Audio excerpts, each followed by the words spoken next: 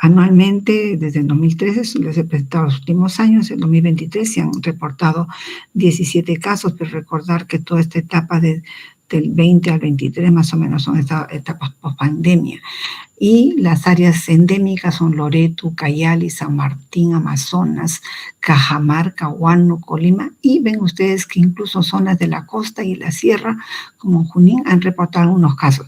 Esto es debido al incremento y a la facilidad de las vías de comunicación que hacen que los pacientes puedan migrar de sus áreas endémicas fácilmente a cualquier zona en nuestro país. Y lo estamos viendo ahora con los migrantes venezolanos, ¿no? Nosotros no teníamos casos en Lima, los casos en Lima estos 11 son casos exportados, o sea, importados de las zonas endémicas, pacientes que vienen de la zona, pero ahora tenemos bastantes, por lo menos en el Callao, en el hospital, estamos monitoreando ya más o menos.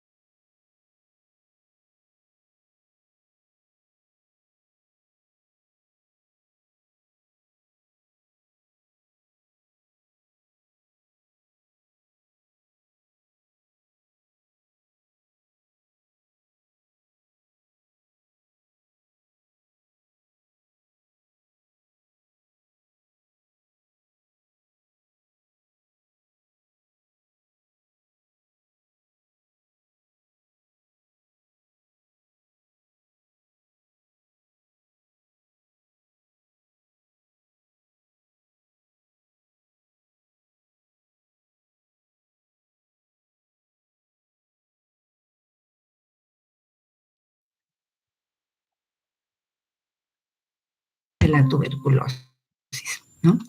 Y el modo para que se logre transmitir la lepra se requiere un contacto estrecho y prolongado, ¿no? Con la persona que padece la enfermedad. Por eso es que detectado un caso índice, los casos que vamos a ver ingresos del contacto piel a piel, ¿no? Y van a ver ustedes que una vez que ingresa por vía respiratoria se va a ir a las zonas más externas del pulmón y, bueno, ahí va a seguir la vía linfática, como vamos a ver más adelante. La diseminación va a ser sanguínea y linfática principalmente. El periodo de incubación puede ser tan corto como 9 meses y tan largo como 20 a 30 años. Su distribución es amplia, y lo han visto ustedes a nivel mundial. Sin embargo, su persistencia, aparte del tratamiento, está relacionado con el nivel. Disculpen un momentito, ¿sí? Mami, te sale el tío Renzo. Ya se fue.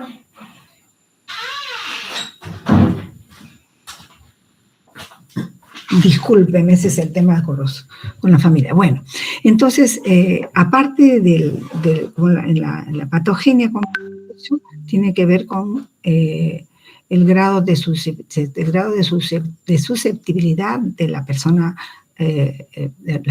que está en contacto, ¿no? Hay factores, como ven ustedes, de histocompatibilidad que están relacionados con la probabilidad de ser susceptible a infectar de lepra y de enfermar por lepra. Y también del grado de respuesta inmune del huésped, ¿no? Que, como hemos mencionado ya, está asociado a factores genéticos. Entonces, dependiendo de cómo responde el sistema inmunológico de la persona afectada frente al Mycobacterium, vamos a tener la expresión clínica en los diferentes órganos blancos de esta bacteria, ¿no? Como les mencioné, esta bacteria ingresa por vía inhalatoria, se disemina por vía linfática y sanguínea, como hemos dicho, y los órganos blancos son la dermis fundamentalmente, donde son fagocitados por macrófagos, y van a ver que estos macrófagos se cargan de bacilos, y el macrófago, que es una célula que cuando está cargada de bacilos que son pequeñitos, intracelulares, se conocen como las células de techo. Vamos a ver ahí, de repente hay posibilidad de ver algunas fotografías. Invaden y se reproducen en las células de Schwann, por eso es que hay trastornos de la sensibilidad. Primero se afecta la termoalgesia y luego se produce la hipoestesia o anestesia. Entonces la infección primaria, que se conoce como forma indeterminada, generalmente lo que encontramos es una manchita, o sea, una mácula hipocrómica, hipoestésica o anestésica. Muchas veces no encontramos encontramos solo la mácula, pero todavía la señal puede estar conservada. Entonces hay que hacer el examen de termoalgesia, porque la termoalgesia es lo que se va a alterar incluso antes de la sensibilidad superficial. Hay muchos órganos que les gusta afectar el Mycobacterium leprae, entre ellos son los ojos, por eso las uveitis son frecuentes. Y bueno, todo el sistema retículo endotelial, ¿no? Las mucosas, también los testículos suprarrenales puede estar relacionado a enfermedad de ácido, y ya muy tardíamente músculos donde presenta atrofia, ¿no? Desde el punto de vista clínico, hemos visto que la presentación tiene, pues, el espectro clínico es muy amplio porque afecta a todos los órganos. Vamos a ver que incluso en pacientes que no responden muy bien al tratamiento, el hígado se convierte en prácticamente un caldo de cultivo de las bacterias, ¿no? Y va a depender de cómo responde el sistema inmunológico del paciente afectado. Se han determinado, teniendo en cuenta la forma clínica, ¿no? Se han planteado algunas clasificaciones, como vamos a ver más adelante. Y también la forma clínica nos permite clasificar al paciente y también determinar qué tratamiento se le va a administrar. Y podemos pronosticar su curación o rápida o lenta, dependiendo de la forma clínica y también el grado de infecciosidad, como vamos a ver más adelante. Ustedes en la literatura van a encontrar diferentes clasificaciones, como esta que es la clasificación de Madrid, que fue un consenso, miren, tan antiguo como en el año 53, ¿no? Pero que todavía lo van a encontrar ustedes en la literatura, y la de Ridley y Joplin, que fue el que justamente hizo muchos estudios en relación al cultivo y la prueba de los ensayos clínicos para el tratamiento. También hizo una clasificación de tipo inmunológico. De acuerdo a la clasificación de Madrid, conocemos 4 formas clínicas: la forma indeterminada, que es la inicial, tuberculoide, dimorfo, y la lepra lepromatosa. Y según la clasificación de Ridley y Joplin, incluye formas intermedias entre el determinado y el borderline, las formas tuberculoides, el borderline lepromatosa y la forma lepromatosa. Sin embargo, ya en el año 1981, a propósito de la introducción de la terapia multidroga, la terapia combinada, siguiendo el modelo del tratamiento combinado que se hace en tuberculosis, pues la Organización Mundial de la Salud simplificó todas estas clasificaciones que eran más eminentemente clínicas o inmunológicas o en base inmunológica, en 2 formas clínicas: la lepra paucibacilar y la lepra multibacilar. La lepra paucibacilar, en la cual teníamos una baciloscopía negativa generalmente, y la lepra multibacilar con baciloscopía positiva en todos los casos, y menos en la borderline. Entonces ahí incluyó las famosas formas clínicas que ya las tenían clasificadas los que trabajaban en lepra, los leprólogos. En nuestro país, por ejemplo, el doctor Hugo Peche, que ustedes de repente, si han hecho historia de la medicina, deben haber escuchado hablar de él, hizo mucho por la lepra en nuestro país, ¿no? Bien, entonces acá lo ven mucho más fácilmente, incluye esquematiza todas las clasificaciones, ¿no? La lepra indeterminada, que es la forma inicial, que puede, dependiendo de la respuesta inmune del huésped, puede ir a formas menos invasivas, como la lepra tuberculoide, o una lepra lepromatosa, en la cual el sistema inmunológico del huésped responde muy poco para controlar la infección. Entonces, prácticamente todo el sistema orgánico del hombre enfermo pues, está lleno de bacilos, ¿no? Entonces, son muy contagiosas, la contagiosidad es alta y también la cantidad de bacilos que vamos a encontrar, ¿no? Y entre ambos tenemos las formas dimorfas, que son una forma de transición de formas tuberculosis a lepromatosas y que pueden durar muchos años. Como hemos dicho, el periodo de incubación es más o menos 20 años. Por eso, si un paciente se infectó hace 20 a 30 años, las manifestaciones clínicas en los órganos que hemos mencionado los vamos a ver después de 20 a 30 años, que es el caso del paciente que está hospitalizado, tenemos ahora, ¿no? Bien, entonces, las formas de resistencia que le llamamos nosotros, o sea, donde el paciente pelea con el bacilo, su sistema inmunológico, va a haber pocos bacilos y las llamamos paucibacilares, ¿no? Y las de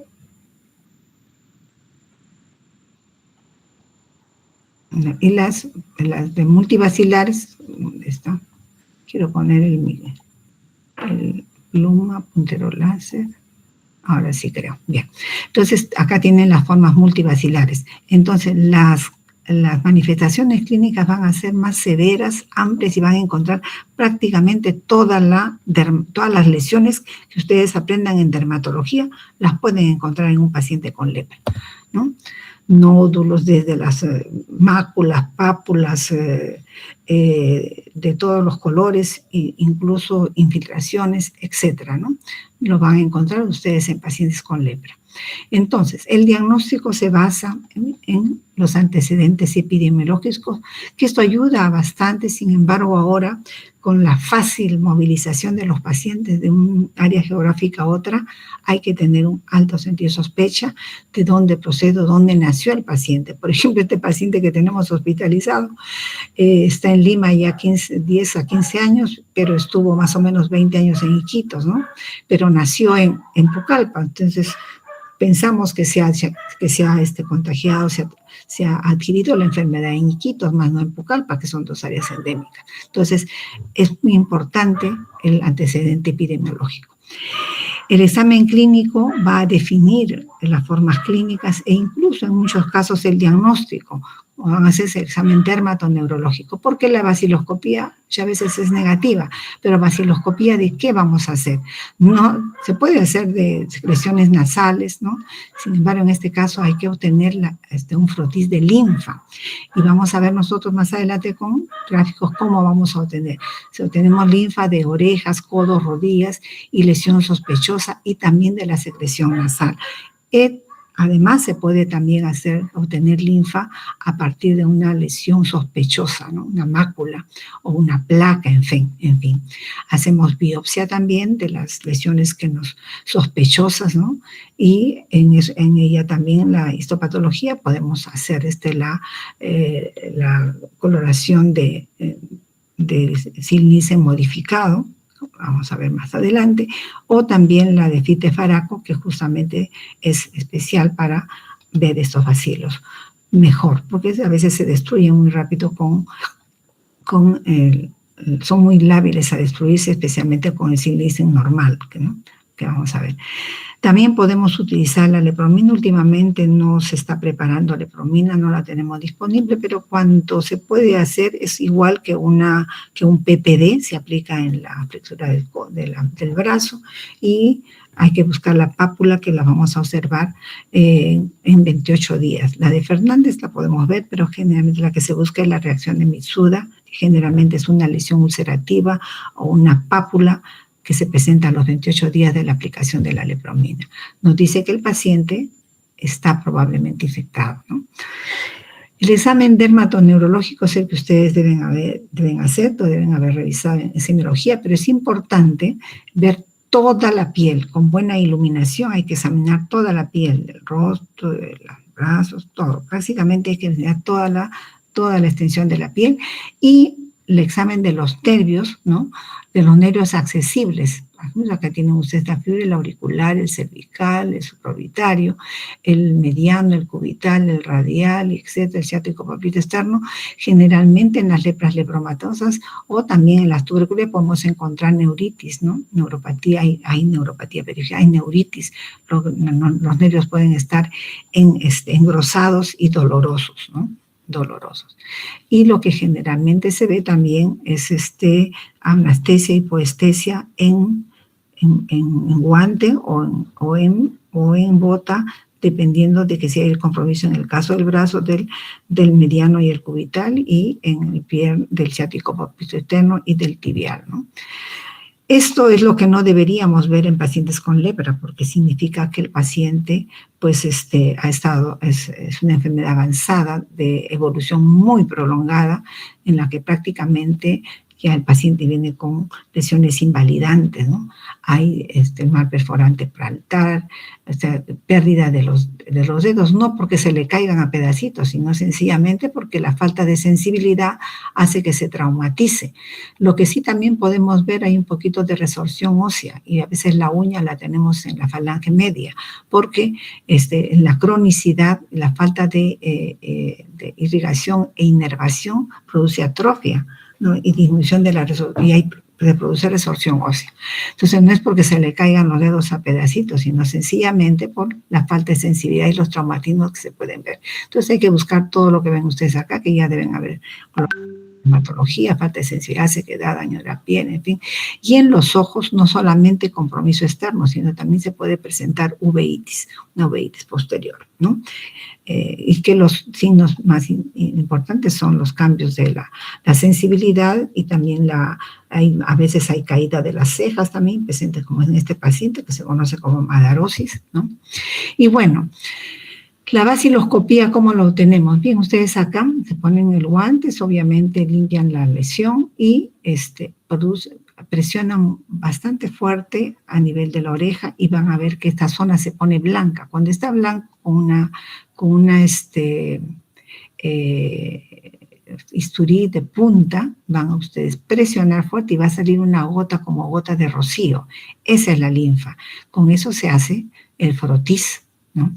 Y luego la coloración, hay que sacar de las dos orejas, de los codos y también de ahí, porque esto nos permite luego hacer seguimiento a los 6 meses de tratamiento, monitorear el tratamiento que debe ir negativizándose en el curso del tratamiento, ¿no? Y la coloración se hace con un Ziehl-Neelsen modificado, en frío. ¿Por qué? Si ustedes se acuerdan de su curso de laboratorio de patología clínica, van a acordarse que el Ziehl-Neelsen tiene una zona, una parte menor, que es la fijación con los 3 humos. Eso no se hace para lepra, porque si no se revientan los bacilos. La histopatología, para eso utilizamos un punch, lo hacemos rutinariamente en el hospital. Ustedes, el punch se corta y luego se va a patología y podemos ver también las lesiones. Veo que no les he puesto fotografía, debe haber sido por haber acortado totalmente tenemos solamente 2 horas, ¿no? Bueno, entre las pruebas de diagnóstico, aparte de la baciloscopía, que nos va a permitir clasificar al paciente y dar tratamiento, también podemos hacer otras pruebas como el PCR, o sea, la reacción en cadena de la polimerasa, que va a detectar los genes característicos. Eso ya ustedes lo conocen, se está utilizando ahora para todas las enfermedades. En los casos especialmente que haya problemas de diagnóstico, no lo tenemos disponible en el país, porque también es una enfermedad de pocos pacientes. También hay tiras reactivas que nos permiten detectar la proteína, el glicolípido fenólico, que es característico de la lepra y que también podría utilizarse. Tenemos, por ejemplo, la lepra indeterminada. Hemos dicho generalmente ahí la presentación clínica es una mácula hipoestésica, que a veces puede presentarse generalmente en niños. Acá lo tenemos en niños. Saben ustedes que desde el punto de vista epidemiológico, ver lepra en niños también significa que el país no hace nada por intervenir en lepra, ¿no? Y nosotros teníamos hasta hace unos años atrás, entre los 30 pacientes detectados, un niño o 2 niños que hacían un porcentaje muy alto, lo que significa el abandono del programa en nuestro país, ¿no? Y la atención. Bien, entonces el diagnóstico diferencial de esas lesiones es bastante amplio, lo van a revisar ustedes cuando hagan dermatología, puede comenzar con una pityriasis versicolor, con el vitíligo generalmente, ¿no? Vitíligo son que son hipocromías residuales postcicatrizales, en fin, ahí tienen ustedes una larga lista, no me voy a detener, pueden revisar ustedes con calma. En la lepra tuberculoide, que también van a ver, y la borderline tuberculoide, se caracteriza por presentar placas eritematosas, y que ya incluso muestran en la borderline lesiones satélites, ¿no? O las tuberculoides, que son de bordes muy bien definidos, y si uno evalúa la sensibilidad en esta zona, pues va a haber anestesia. No olvidarse de revisar los glúteos, que también igual son las anestésicas. Este también es un niño, ven ustedes ahí, una placa donde no hay sensibilidad. Muy bien. El diagnóstico diferencial de las formas tuberculoides, o sea, son formas de resistencia. En estos casos la baciloscopía generalmente es negativa, ¿no? Tanto en la indeterminada como en la tuberculoide. La histopatología también no ayuda mucho, ¿no? Porque pueden reportarnos una reacción inflamatoria inespecífica. Ven ustedes que la lista también es larga: dermatitis seborreica, importante, lupus discoide, no tenerlo en cuenta, sarcoma de Kaposi, cuando son color violácea, puede ser confundido, líquen anular, esclerodermia, y algunas patologías conocidas infecciosas, la tuberculosis cutánea, la leishmaniosis. Este paciente que está hospitalizado está con diagnóstico además de tuberculosis MDR, y algunas lesiones de piel, alguna vez también se ha pensado que podría ser tuberculosis, ¿no? Cromomicosis, heterotriclosis y algunas micosis como la blastomicosis sudamericana, y la enfermedad del lobo, que es una enfermedad muy circunscrita a la zona de Madre de Dios, que incluso ya ni la tocamos porque los casos son contados, ¿no? Y algunas toxicodermias. En el caso de borderline, esto podría ser tranquilamente confundido con una toxicodermia. La sensibilidad está alterada difusamente, ¿no? Vemos ustedes ese tipo de lesiones bastante amplias, la borderline, está yendo a la lepromatosa. Esta ya es una forma lepromatosa con la fascia ustedes infiltrada, los lóbulos de la oreja con nódulos, ¿no? Miren ustedes, hay nódulos acá, bastante. Es lo que caracteriza la infiltración. El que tenemos ahorita hospitalizado es una lepra, posiblemente es una lepra dimorfa, ¿no? Porque ven ustedes que hay observación. Y en este pacientito, es un paciente que lo tuvimos hace unos años atrás, también se trató, es una lepra lepromatosa. Pero no debemos esperar que los pacientes lleguen a esto. El diagnóstico debe hacerse en las formas indeterminadas, ¿no? Ven ustedes, entonces el tratamiento, y para las formas con baciloscopía negativa, como son las formas paucibacilares, el tratamiento es paucibacilar, y para formas multibacilares con terapia multidroga multibacilar. El tratamiento viene en blisters, por ejemplo, el esquema paucibacilar para las formas con baciloscopía negativa, en linfa, por cierto, ¿no? Está constituido por Dapsona, la diaminodimetilsulfona, ¿no? Es un medicamento que produce algunos efectos adversos como metemoglobinemia, se utiliza bien en los blisters, ¿no? La rifampicina, por su capacidad de ser eminentemente bactericida para Mycobacterium leprae, y por su multiplicación, que es cada 13 días, 15 días, pues solo basta una dosis de 600 miligramos mensualmente, más 100 miligramos de Dapsona, que es la dosis que se le da supervisada al paciente a boca en los centros de salud, y luego el paciente continúa con Dapsona 100 miligramos durante 28 a 30 días, ¿no? La terapia paucibacilar tiene una duración de 6 meses. Saben que también la rifampicina produce coloración anaranjada de la orina y también es un poco hepatotóxico, ¿no? En la dapsona hay que dar suplemento de metemoglobinemia y un poquito de anemia, hay que manejarlo también, ¿no?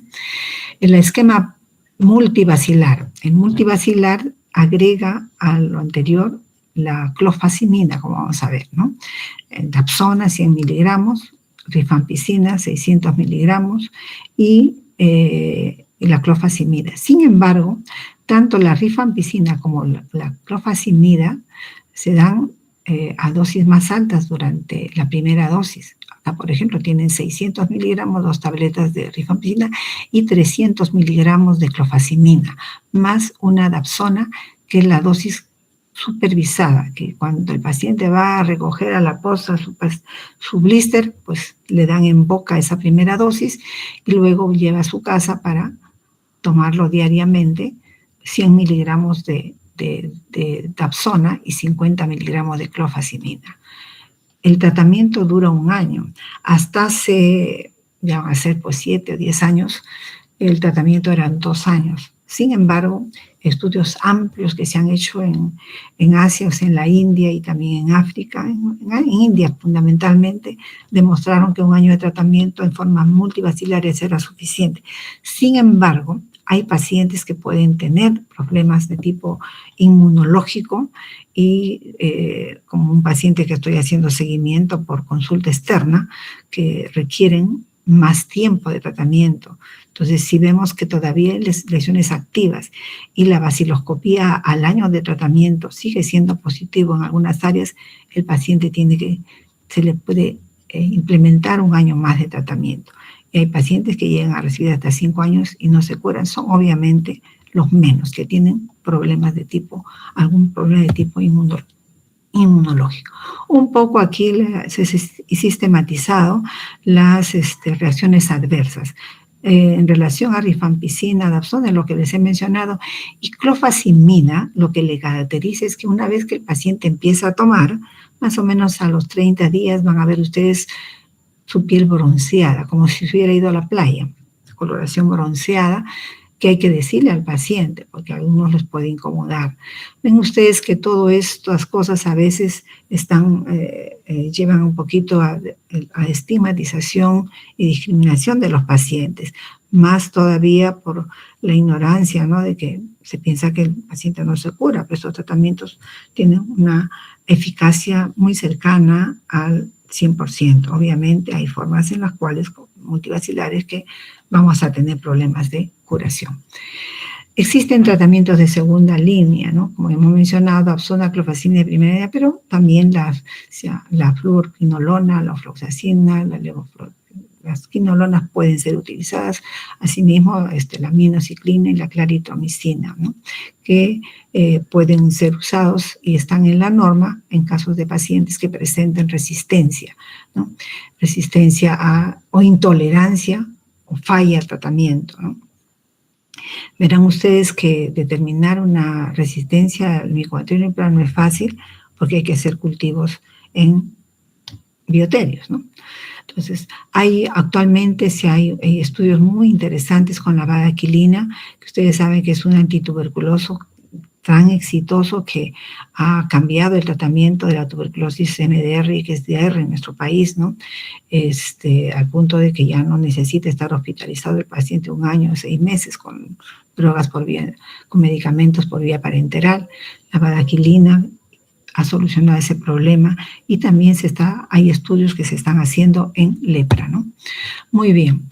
El paciente que recibe tratamiento para lepra, en el curso de su tratamiento, entre los 6 meses a 1 año, 6 meses, a partir de 6 meses, está en riesgo de presentar, especialmente las formas lepromatosas, pero también las formas tuberculoides, reacciones que no son más que la respuesta inmune a los depósitos de inmunocomplejos por la tremenda destrucción de bacterias a nivel del organismo y que empiezan a circular en sangre periférica y que producen una reacción antígeno-anticuerpo, una reacción de hipersensibilidad, ¿no?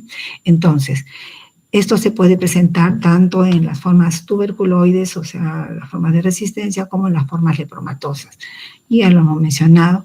En el caso de la reacción de reversión, ¿no? O sea, que el paciente empieza a tener exacerbación de lesiones antiguas o aparecen nuevas lesiones o sencillamente los nervios se ponen tan hinchados, aumentan tanto de volumen y son tan dolorosos que pueden llegar a la consulta con una mano caída o un pie, una mano en gota o un pie caído, ¿no?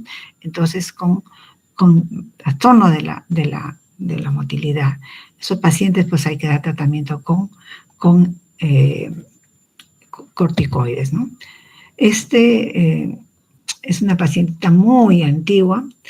Tenemos un paciente también en seguimiento que me ha hecho unas formas igualito, pero una reacción tipo 2, que es el eritema nodoso leprótico, ¿no? En la cual se presentan nódulos en todo el cuerpo, no solamente en los miembros inferiores, que es característico de algunas otras enfermedades infecciosas. Lo vas a encontrar en los brazos y así son nódulos muy dolorosos. A veces se pueden acompañar de fiebre, ¿no? Puede haber compromiso de testículos, compromiso de uveitis, etc. A veces puede poner en riesgo a la vida del paciente. Muchas veces hay que hospitalizar a estos pacientes. Y todo es por respuesta inmune frente a la tremenda muerte de bacilos, ¿no? El tratamiento es con corticoides. A veces pueden responder a los corticoides. Mi pacientito no respondió a los corticoides, así es que hemos tenido que mandar pedir la talidomida. Saben ustedes que es un antiemético, que lo deben haber estudiado ustedes en farmacología. Se utilizó antiguamente, salió para el control de las hiperemesis gravídica, pero causó tanto problema teratogénico con niños con focomielia y amielia. Nacieron sin brazos, sin piernas. Por eso está proscrito. Sin embargo, se ha encontrado una actividad muy importante para el control de estos problemas inmunológicos, y por esa razón de la hipersensibilidad ligada al tema nodoso, y por eso se utiliza en lepra y también en otras enfermedades autoinmunes, como van a ver ustedes en dermatología. Este es el esquema. Y la clofazimida hay que aumentar la dosis a veces a 300 miligramos hasta que se controle el problema, ¿no? Y en eso estamos. Muy bien. Prevención y control de contactos, van a ver ustedes, lo más importante es el despistaje. Si nosotros detectamos un caso de lepra, caso índice, hay que buscar casos nuevos en toda la familia, y el seguimiento de los contactos intradomiciliarios hay que hacerlo anualmente durante 5 años, ¿no? En los contactos de lepra paucibacilar y en los contactos de lepra multibacilar hasta 10 años.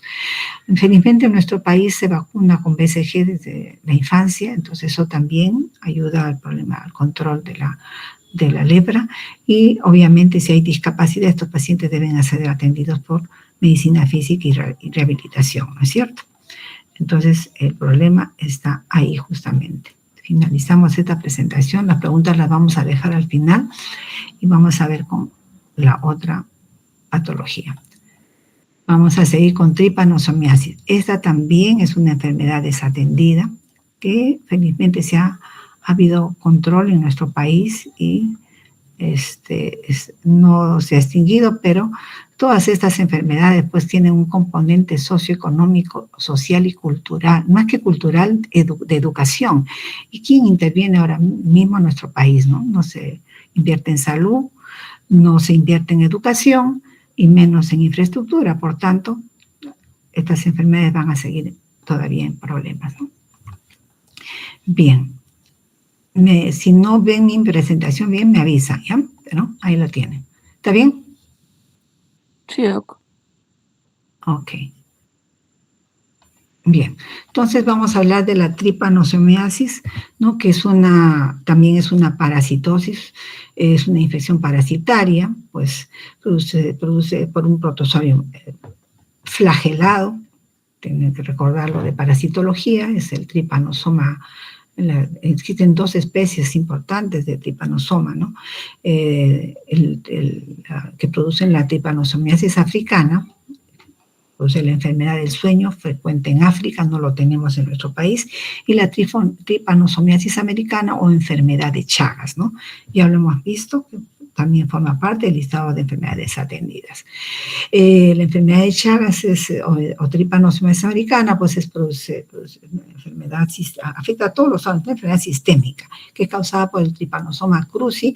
Sin embargo, también es una enfermedad metaxémica porque se transmite por insectos de la familia Reduvidae, y ahí tienen ustedes a la famosa chirimacha, así se le conoce en las áreas endémicas, en los pueblos, ¿no? Produce formas agudas que pueden pasar totalmente desapercibidas, siendo las formas crónicas las que vemos frecuentemente en la consulta, ¿no? Y a veces son discapacitantes por presentar una miocarditis crónica con dilatación, la miocardiopatía dilatadas, ¿no? Crónica del paciente, y los mega síndromes discapacitantes. Es una zoonosis porque es una enfermedad que circula entre los mamíferos vertebrados. Sin embargo, el hombre entra en ese ciclo y se infecta por las condiciones, van a ver ustedes, socioeconómicas en las que viven nuestros pacientes. Este es el reporte que no lo he autorizado, pues es de 2023, pero ustedes pueden entrar al Centro Nacional de Epidemiología, Prevención y Control de Enfermedades. Se actualiza una vez al año. Últimamente he buscado, no he encontrado. Me imagino que están preparando el informe, que lo hacen ya un informe acumulado de varios años, ¿no? Ven ustedes que existen dos. Lo que está con rojo son áreas endémicas donde existen vectores, también reporte de enfermedades, ¿no? Que son la zona norte de nuestro país y la zona sur de nuestro país, ¿no? Hay, por lo menos para el año 2023, 16 distritos reportaron al menos un caso de enfermedad de Chagas, ¿no? Concentrados el 47% de esos casos en dos lugares, en San Martín y Arequipa, que son las áreas endémicas más antiguas, ¿no? Y que persisten. Este es más o menos el reporte de casos anuales. Ven ustedes, en 2023, obviamente incompleto, porque está hasta la semana 1. Vemos completo 36, son pocos casos aparentemente. Les digo que ha habido buenas intervenciones en los últimos años. Y aquí sí es más claramente la relación entre las áreas endémicas y los triatominos, ¿no? Existen ustedes 3 especies de triatominos de importancia epidemiológica en nuestro país: el Triatomina infestas, el Pastrongylus herreri y los rodmios. Y 2 áreas endémicas, una zona suroriental importante, que incluye los departamentos de Arequipa, Moquegua, Madre de Dios, Ayacucho, Apurímac. Esta es la zona sur, ¿no? Donde el triatoma infesta, que es un vector eminentemente intradomiciliario, vive con el hombre por sus hábitos y costumbres, ¿no? Que van a ver ustedes de la zona. Entonces, y es el que lo vamos a encontrar, ¿no? En la zona nororiental, básicamente San Martín, Ucayali y Loreto, tenemos al Pastrongylus, es el predominante, pero tiene un comportamiento, diría, salvaje, porque se encuentra, sin embargo, era eminentemente, se encontraba en las zonas del bosque, etc. Sin embargo, en los últimos años ha empezado a cambiar sus hábitos, y eso es lo que también ha variado la epidemiología un poco, ¿no? En esas zonas. Pero tanto Pastrongylus como Rodmius son extradomiciliarios o peridomiciliarios. Pareciera que se están haciendo más intradomiciliarios. Bien, entonces, sin embargo, tenemos también los reservorios. Los reservorios hemos dicho que afectan a una serie de vertebrados, ¿no? Que son domésticos y silvestres, ¿no? Y el hombre, pues, ingresa a este ciclo natural y se infecta. ¿Por qué? Porque vamos a ver nosotros que en las zonas endémicas, por lo menos acá ya lo han educado a este campesino. Normalmente, si ustedes van a las zonas rurales de la sierra, los cuyeros están dentro de la cocina. Y a veces es una casita de adobes, ¿no? Con eso, en las cuales están las gallinitas, los cuyes, etc. La crianza de sus animales domésticos, y estas cuyeras las tienen en la cocina por el calor y para alcanzar los alimentos. Sin embargo, las intervenciones que se han hecho de educación han hecho que estos cuyeros salgan fuera de la casa, ¿no? Lo tengan en el campo, lo que también ha tenido un impacto, ¿no? Y bueno, Entonces, el reservorio más importante de nuestro país es el cuy y también algunos roedores como los ratones, las ratas, etcétera, ¿no? Y algunos también mamíferos como los gatos, perros que viven con el hombre, conejos, cerdos, vacunos, ovinos, equinos, etcétera. Muchos de ellos de comestibles, ¿no? Y también silvestres como la zarigüeya, los monos, los roedores silvestres, etcétera, que tienen que ver más con la epidemiología en las zonas del norte del país, ¿no? Bien, respecto al agente etiológico, van a ver ustedes, por sus recuerdos de parasitología, si es que se acuerdan, hay 3 formas de evolución del parásito.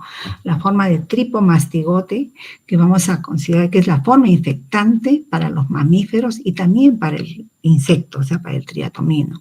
Se encuentra en el triatomino, en el intestino posterior y también en los mamíferos en sangre periférica. Es el tripomastigote metacíclico, vamos a ver.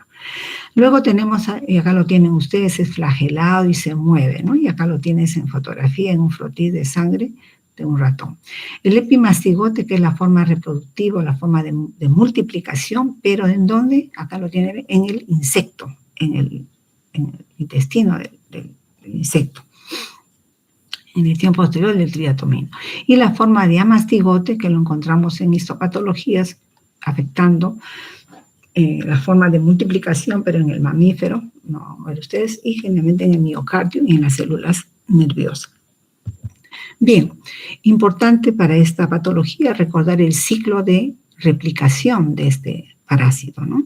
Y van a ver ustedes que el ciclo empieza con el hombre susceptible, ahí lo tienen ustedes, el hombre susceptible, que es picado por un triatomino, ¿no?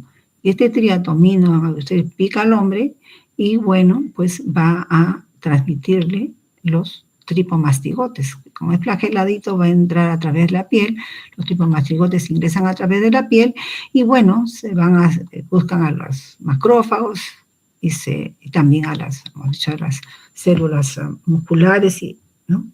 Miocardio, en fin, y las células nerviosas. Ahí se multiplican y forman los amastigotes. Se agrupan. Estos amastigotes luego rompen a los macrófagos y salen a sangre periférica y se convierten en tripomastigotes. Estos tripomastigotes empiezan a circular en la sangre del hombre enfermo, viene nuevamente un triatomino que está sanito, le pica y, bueno, se infecta, ¿no? Y se lleva el tripomastigote, el mosquito, en este caso de la chirimacha, y luego dentro de su estómago, ¿no?, va a empezar a multiplicarse. Se multiplica y luego se va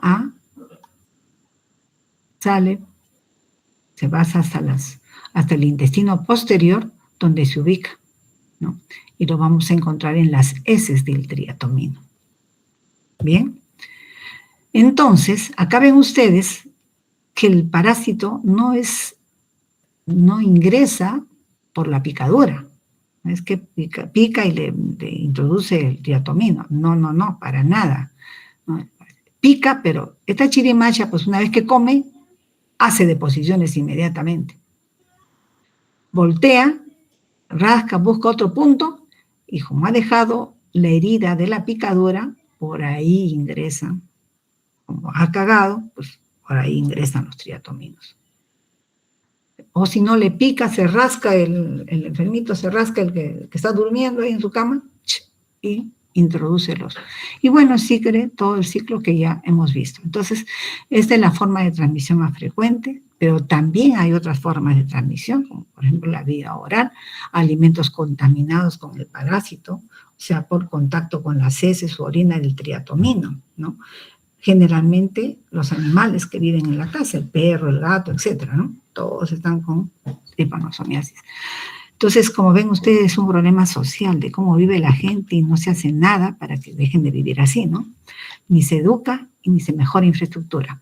Las transfusiones de sangre también puede uno infectarse por transfusión de sangre. Sin embargo, el riesgo pues, es de 12 a 25% con 500 mililitros de sangre infectada.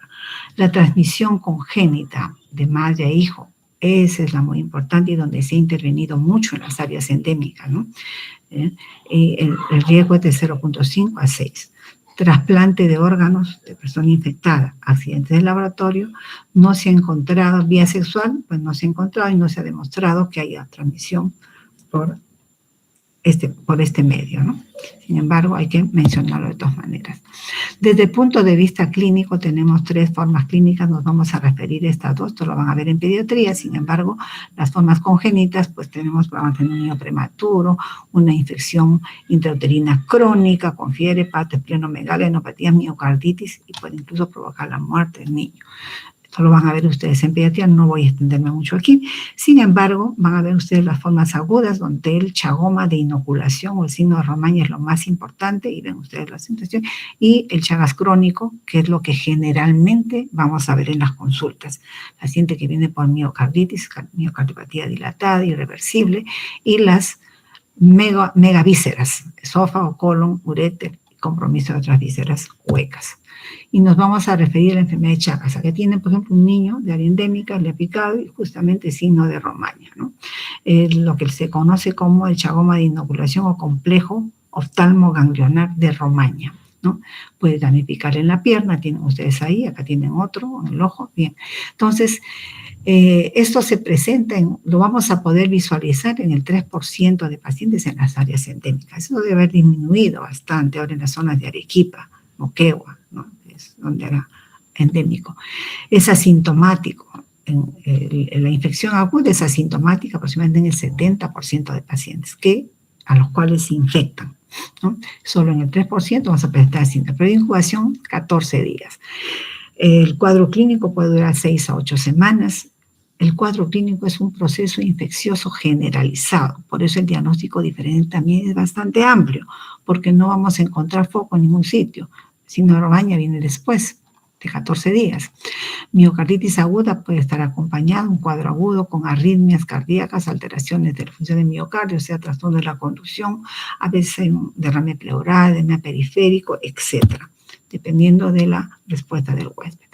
En el Chagas crónico hay formas indeterminadas, o sea, paciente totalmente asintomático, donde la única evidencia de enfermedad es una serología positiva para Chagas. Por eso que pueden ser donados. Podemos encontrar ahí también. Rutinariamente en Lima se hace en las zonas endémicas, se hace despistaje en donantes. 50-80%. Sintomático crónico. El crónico sintomático son entre 20, 50, esto varía, ¿no? Bastante dependiendo, y debe haber variado también con el tiempo, pero hay que tenerlo en cuenta. La mioesclerosis, alteraciones, ya hemos dicho, de las arritmias, de bloqueo de rama derecha, que es frecuente. En pacientes de cardiología, pero los cardiólogos cuando encuentran un corazón así, una miocardiopatía dilatada, inmediatamente hacen despistaje de Chagas, ¿no? Especialmente si procede de esas áreas endémicas. Pero ya les he dicho que ahorita las áreas endémicas ya no se pueden considerar como tal totalmente, porque es muy fácil que la persona de Arequipa venga a Lima y se quede en Lima, ¿no? Entonces, y a veces esto no responde bien a los digitálicos. Muy bien. Tenemos también las formas digestivas, hasta un 8%, o formas mixtas, que tenemos formas cardíacas y formas esofágicas o intestinales. Son las personas que no hacen deposiciones a veces una semana, ¿no? No hacen deposiciones porque tienen el colon tremendamente, un megacolon, ¿no? Y en esas personas que no hacen deposiciones 7, 8 días, una semana, pues hay que investigar, ¿no? Una causa puede ser el megacolon, el megaesófago. A veces son hallazgos, pacientes con reflujo gástrico pueden tener este problema. Y las asociaciones mixtas, ¿no? Desde el punto de vista del laboratorio, como en toda patología, hay que tener la sospecha clínica, ver los aspectos epidemiológicos, y desde el punto de vista del laboratorio los invito a buscar esta norma técnica y describen perfectamente todas las formas de diagnóstico disponibles. No recordar que la fase aguda vamos a encontrar parasitemia muy importante, estará pues entre los 14, 15 días a 6 semanas, ¿no? Y luego, hasta ya empieza a bajar, a partir de los 20, empieza a bajar a 6 semanas, empieza a bajar, ya a 120 días empieza ya los anticuerpos, la inmunoglobulina G, la inmunoglobulina M, luego la inmunoglobulina G, y la parasitemia en las formas crónicas pues va a ser bien baja, por eso no es fácil de diagnosticar, ¿no? Y entonces tenemos métodos parasitológicos. En la fase aguda, 8 a 6 semanas, podemos buscar el parásito. En fresco, en forma directa, mediante microhematocrito. ¿En cosa consiste? El hematocrito para hacer esa sedimentación, se deja sedimentar en el microhematocrito un poco de sangre y luego ahí se ve la separación del plasma, la linfa, y al medio se ve una línea blanca. Corta el microhematocrito y esa zona de donde están los glóbulos blancos es la que se hace frotis y ven lo que ven arriba. Se tiñe con Jameson y pueden ver ustedes a los tripomastigotes metacíclicos. También podemos hacer el senodiagnóstico. ¿En qué consiste eso? Pues en un recipiente, esto se hace generalmente con chirimachas criadas en laboratorio que no están infectados, y se le coloca una cajita, se le pone en el brazo al sospechoso y vamos a esperar unos días, ¿no?, que le pique, y luego se examina las deposiciones del triatomino y podemos ver si el triatomino se infectó. O sea, chupa la sangre, sube el triatomino, se multiplica en el epimastigote y luego defeca triatominos. Y lo tienen, lo pueden ver. También podemos utilizar el PCR. Ustedes saben que la reacción ganada polimerasa está al diagnóstico en casi todo. Sin embargo, van a ver ustedes que la sensibilidad de PCR en muestras clínicas siempre no es del 100%. Por eso es que el diagnóstico ayuda cuando es positivo, ayuda, pero cuando es negativo no descarta. Y las biopsias. Muy bien. En las formas crónicas, hemos dicho que la parasitemia es muy baja, pero anticuerpos es alto. Entonces hay que hacer dosaje de anticuerpos, inmunoglobulina G. Y ahí tenemos pues las pruebas de ELISA, que es la más frecuente, inmunofluorescencia, etc. Diagnóstico diferencial. En la fase aguda, signo de Romaño, conjuntivitis unilateral, picadura de insecto. Enfermedad de Chagas, hemos dicho en la fase aguda, hay fiebre, linfadenopatía, PIG, el famoso PIG, proceso infeccioso generalizado. La cabeza, la fiebre tifoidea. En las áreas endémicas, como la zona de ser malaria.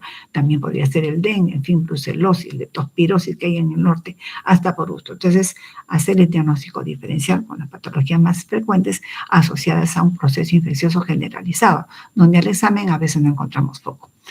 Enfermedad de Chagas, crónico, ahí lo tienen ustedes, pues con miocarditis viral, que es frecuente, ¿no?, que ahí entra el diagnóstico diferencial. En megacolon andino, por el tipo de alimentación en la sierra, siempre hay más frecuencia de megacolon. Y los megahost en megaesófago congénito. El tratamiento, nifurtimox, el Lampit o el benzimidazol, que es el nombre comercial el que tienen ahí.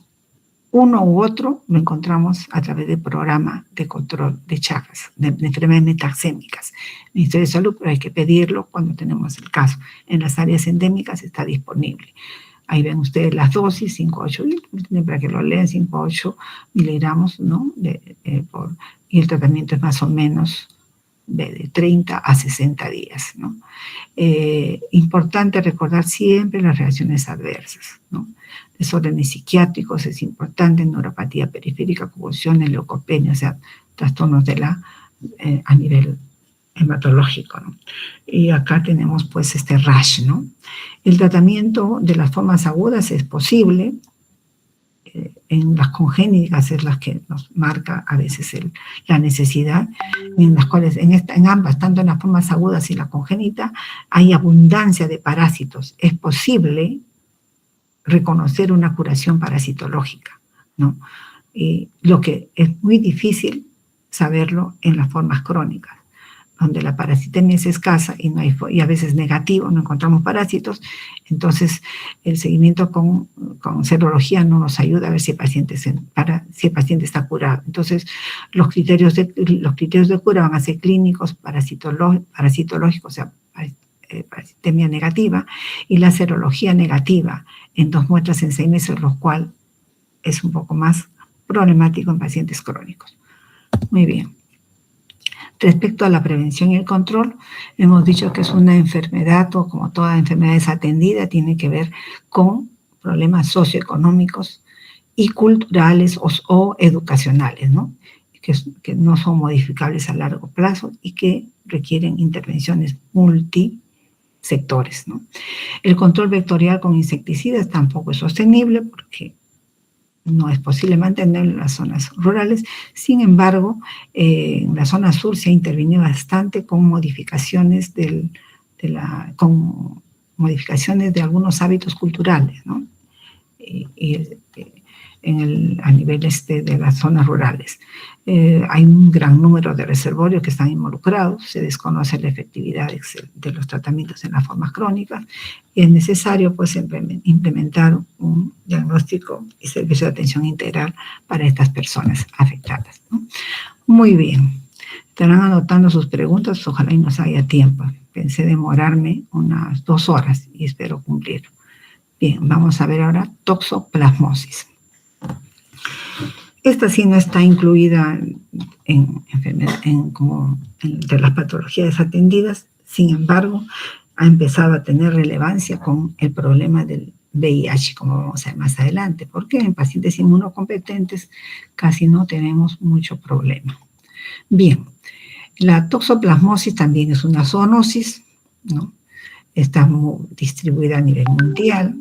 El agente etiológico es el Toxoplasma gondii, que es un protozoo coccidio, que va a producir generalmente infección asintomática en las personas, en humanos y desde la niñez, ¿no?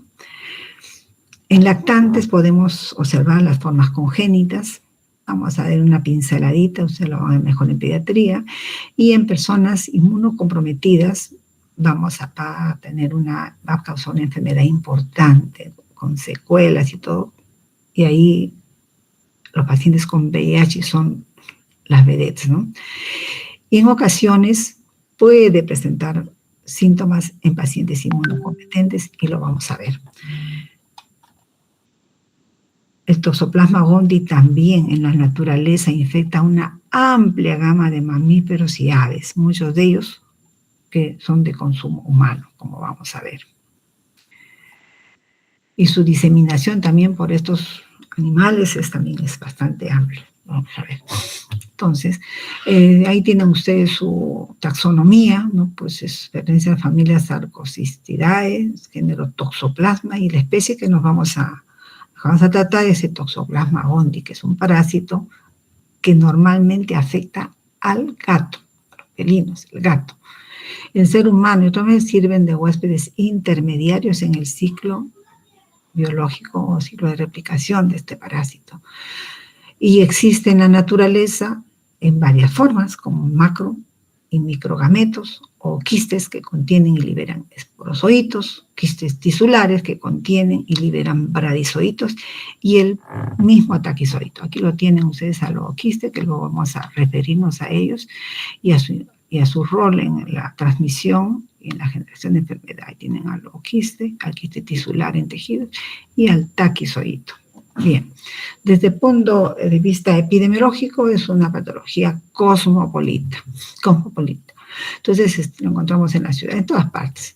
Infecta a todo orden de mamíferos, ya lo hemos mencionado, y el gato va a tener un rol muy importante en la transmisión y en la propagación de esta enfermedad.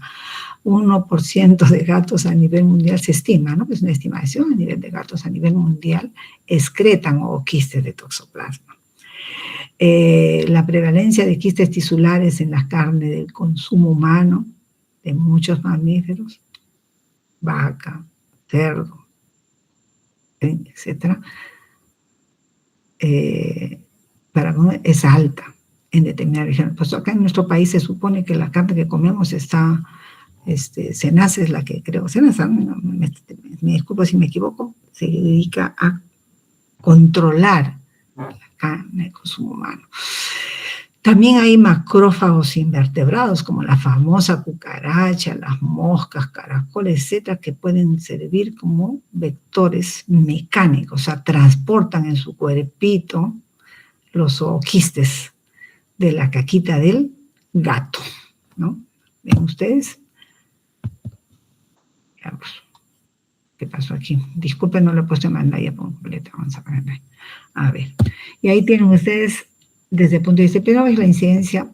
Van a ver ustedes que la seropositividad, ¿no? O sea, la detección de anticuerpos en las personas va a aumentar, en general, aumenta con la edad y también no se encuentra una diferencia de sexo, ¿no? Eso más que nada es por el contacto permanente, ¿no? Con los lugares donde podría uno infectarse sin saber, ¿no? Entonces, la incidencia tiende a ser baja en climas fríos y alta en climas cálidos. Vamos a ver algunas cifras más adelante. La fuente de infección, o sea, la fuente de son los ooquistes que están en la materia fecal del gato. Aquí lo tienen al gatito. Vamos a poner aquí el puntero. Creo que sea el láser. Ahí. Rojito. Va.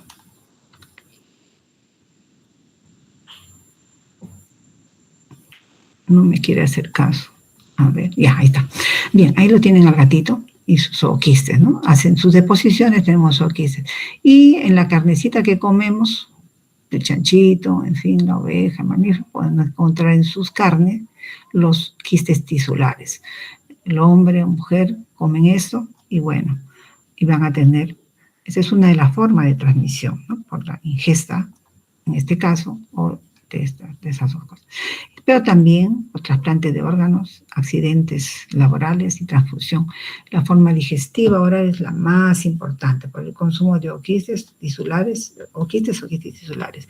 La forma congénita de transmisión de madre al niño también hay que tenerla en cuenta, eso es muy importante. Vamos a hacer una pinceladita al respecto. La inoculación accidental, transfusiones, trasplante de órganos y la infección interhumana, eso sí, no se ha demostrado, ¿no? Desde el punto de vista epidemiológico, por ejemplo, ahí tienen un montón de cifras, ¿no? No encuentran en la literatura, yo he puesto algunas pinceladas ahí. En Francia, por ejemplo, en Europa, es el país que tiene más toxoplasmosis de todos, ¿no? Más del 90% de la población adulta tiene toxoplasmosis. Y en el Perú, en la costa, encontramos casi el 50%, si ustedes se hacen, todos, posiblemente 50% de ustedes, van a estar positivos a toxoplasma. En la sierra un 20%, en la selva casi un 90%. También hay otros estudios en Perú, 30-50, 20-30, en fin, ahí están los Callao, 45, son algunos estudios que se han hecho de cero prevalencia, ¿no? Y también hay países donde hacen sistemáticamente en mujeres, se han hecho estudios en mujeres en edad fértil, ¿no? Y son los países que han reportado tasas mayores del 50% en Europa, en Francia, Portugal, Bélgica, Eslovenia, Australia, Alemania, en África Central, Nigeria, y en América Latina, Chile, Salvador, Perú ya lo tiene. Entonces, sí, también Estados Unidos tiene sus áreas endémicas. Muy bien. Desde el punto de vista de la patogenia, ya hemos dicho que uno puede infectarse por la ingesta de quistes quistes tisulares o quistes, ¿no? Los ooquistes van a eliminar esporozoitos y los quistes tisulares briodizoitos. Es importante por la evolución, ¿no? Y van a diferenciarse ya en el hombre enfermo en taquizoitos, ¿no? Porque se multiplican en células epiteliales del intestino. La diseminación es por vía fundamentalmente linfática, pero también sanguínea, van a infectar otras células del organismo, muchas células, diferentes células del organismo, van a producir daño tisular, reacción inflamatoria en las zonas y necrosis posterior en las áreas donde van a multiplicarse. Aunque vamos a ver que en pacientes con VIH es el cerebro, le encanta, ¿no? Y los inmunocompetentes generalmente es el sistema reticulo endotelial, o sea, los ganglios. La inmunidad, hay una respuesta inmune celular, una respuesta inmune humoral, y que van a destruir el parásito. Hay una de liberación de citoquinas, multiplicación de clonas, etcétera, y lo tienen ustedes. Y todo esto va a generar la producción de anticuerpos que pueden ser detectados por las pruebas serológicas para el diagnóstico. Y finalmente los quistes tisulares pueden permanecer latentes y viables toda la vida, pues son infecciones que a veces uno vive con nuestros microbios en el cuerpo.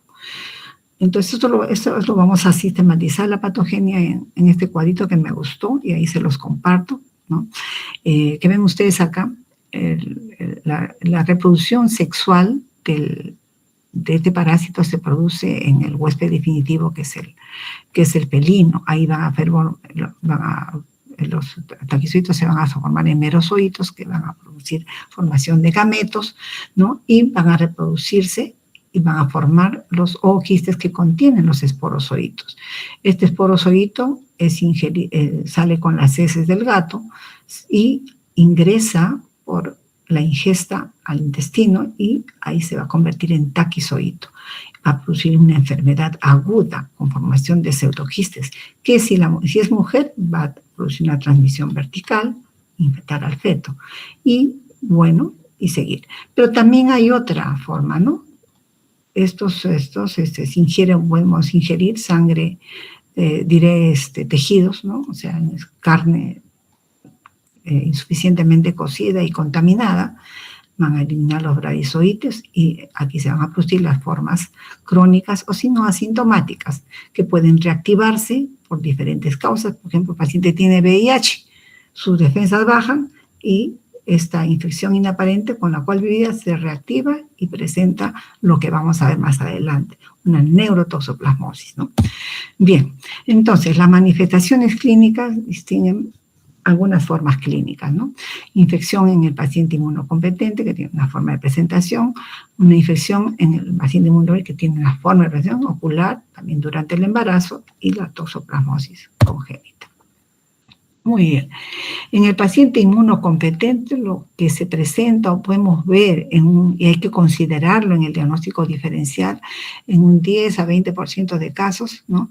De infección aguda, en niños o adultos que son sintomáticos, vamos a tener las formas ganglionares, que representan hacia el 1% de síndrome mononucleósico. ¿Cuál es el síndrome mononucleósico? La mononucleosis produce justamente, es una de las causas, citomegalovirus, herpes, y también la rubiola, forman parte del síndrome mononucleósido, y ahí está incluido también toxoplasmosis. Y una de las causas, hasta el 1%, pueden ser el agente etiológico Toxoplasma gondii, ¿no? El cuadro clínico se caracteriza por una linfadenopatía cervical asintomática, y tienen ustedes en la fotito, hay ganglios, también hay que hacer diagnóstico de diferencia con linfoma, ¿no? De diferentes tipos y otras enfermedades. Pues se puede acompañar de fiebre a veces prolongada, que dura más de 2 semanas, ¿no?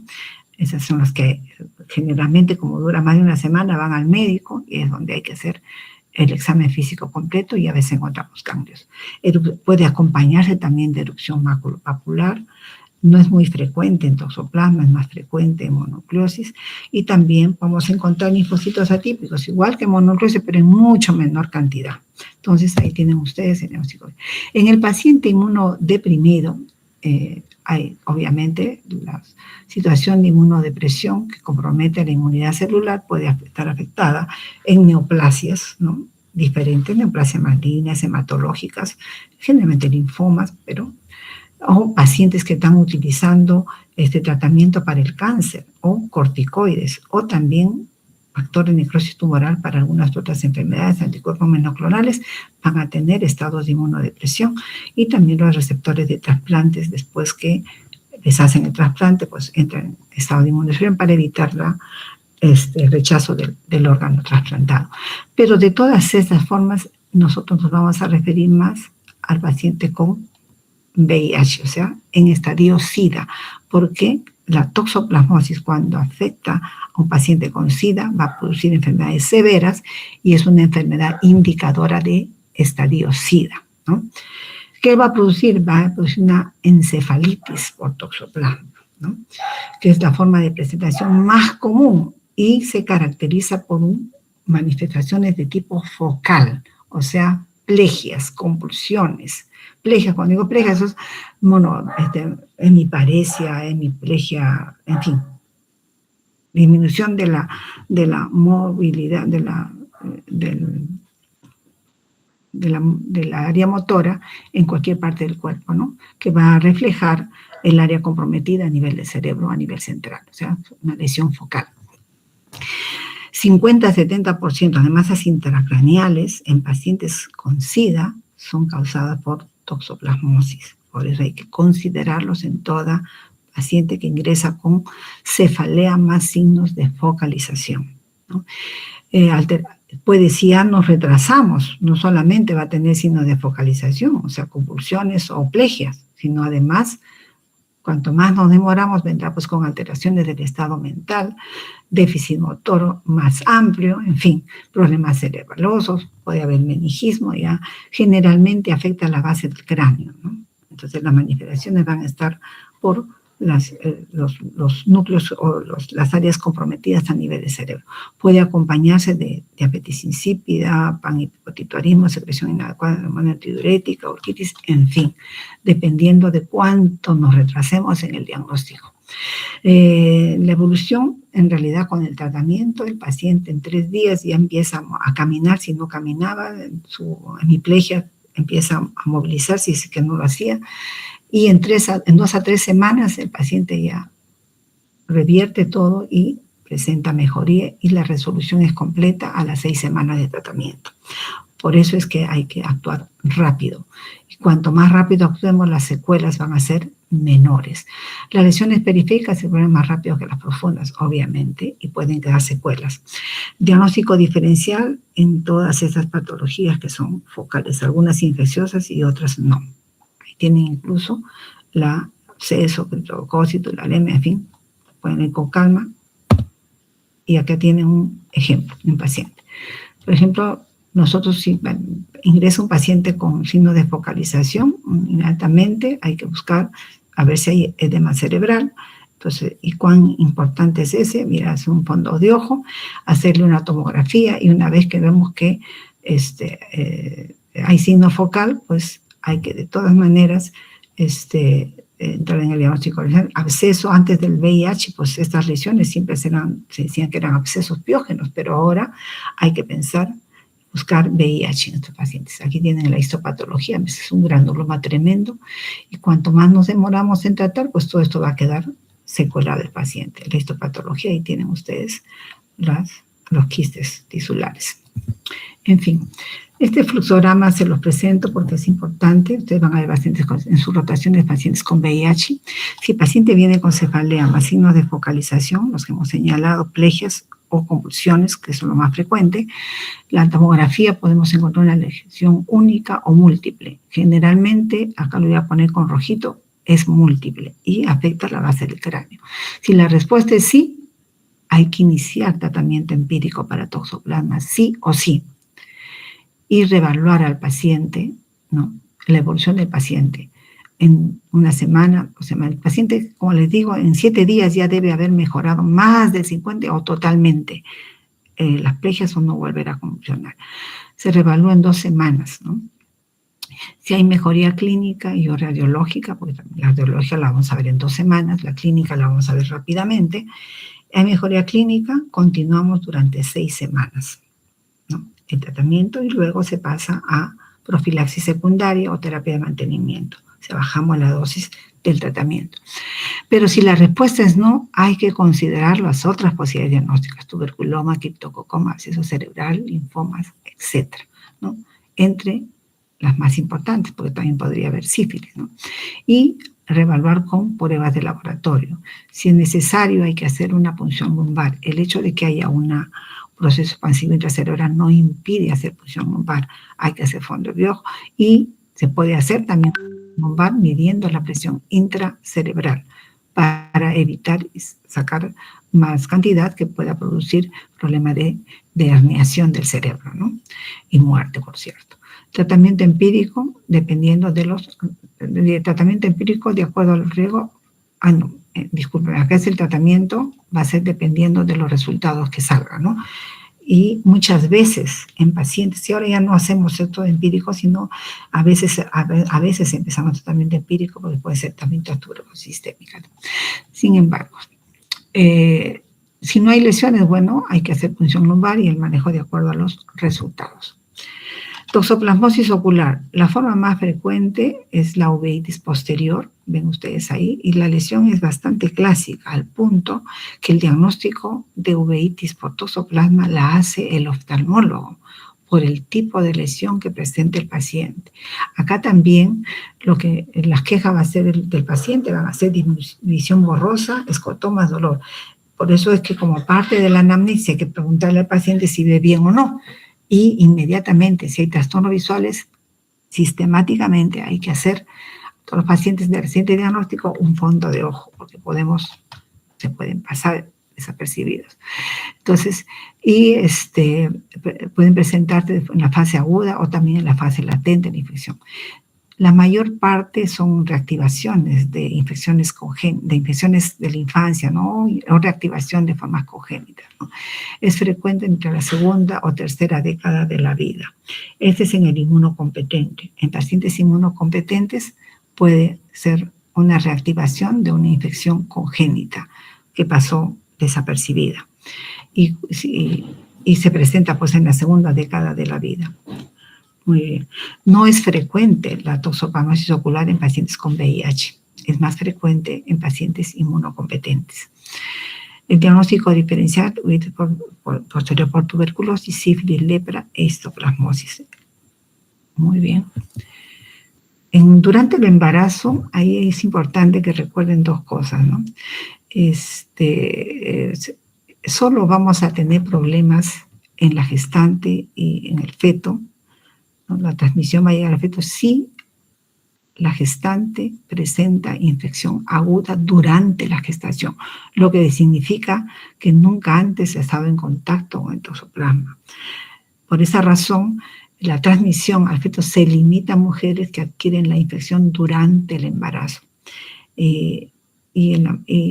Para ello, lo que se recomienda es que toda gestante debe ser evaluada serológicamente de manera universal para minimizar el diagnóstico durante el embarazo, ¿no? Y lo que se espera es que la mayoría pues esté infectada, ¿no? Y si no está infectada hay que tenerlo en cuenta en el seguimiento. Una mujer previamente infectada pues ya no va a transmitir toxoplasma subclínica. Y esto lo remarco porque van a ver ustedes que se ha vinculado mucho el toxoplasma gondii con el aborto recurrente y la verdad que la evidencia no hay evidencia consistente al respecto. Por eso es que la transmisión al feto se produce cuando la infección aguda por primera vez se produce durante la gestación. Muy bien. En el caso de la toxoplasmosis congénita, señalar que la incidencia y la gravedad va a depender del momento en la gestación en que se infecta la mujer embarazada. Si se infecta durante el primer trimestre, pues las alteraciones van a ser graves, incluso el aborto, ¿no? Y también las manifestaciones en el feto, que generalmente están relacionadas con afección ocular. Si infecta en el segundo trimestre, alrededor del 54% realmente se infecta en el segundo trimestre, los signos de infección no vamos a encontrar signos de infección en el 72% de gestantes. Y si se infectan en el tercer trimestre, que es aproximadamente un 65%, tampoco hay signos de infección. En general, pues la infección por toxoplasma es asintomática, ¿no? Por eso es importante conocer la serología de una mujer que se embaraza, ¿no? Si es positiva, pues es infectó antes, no tenemos de qué preocuparnos.